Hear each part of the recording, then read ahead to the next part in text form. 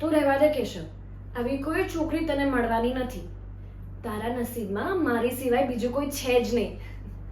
તારે તો મારા હાથના શાક ભાખરી ખાવાના છે. એ તને તુરિયાનું શાક ભાવે?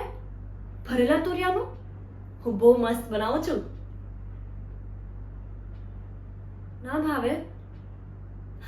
કાંઈ વાંધો નહીં, તને જે ભાવશે એ બનાવીશ.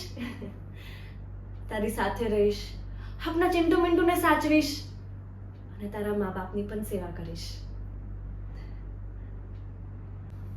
એ બાસા, બહુ થયું.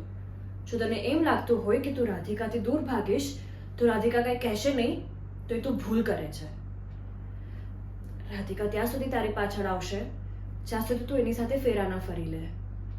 અને રાધિકાને ખાતરી છે કે તું ફેરા તો એની સાથે જ ફરીશ. દર વખતે કેશવ રાધાની વાત અધૂરી ના રહી જાય.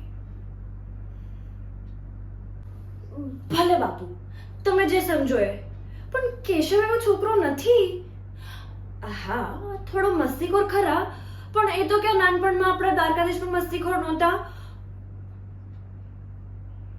હા, ઢાંડો ખરા, પણ તમારા કરતા તો નાનો ને, એટલે જે બધું તમે ના કરો એ બધું એને કરવાની છૂટ. અને એક વાત તો પાકી છે, તમે ના પાડો કે બા ના પાડે, કેશવને મળવાનું અટકાવશે મારો આ ઠેંગો. સમજી ગયા? ના સમજ્યા હો તો બીજી વાર સમજાવશે મારો આ ઠેંગો.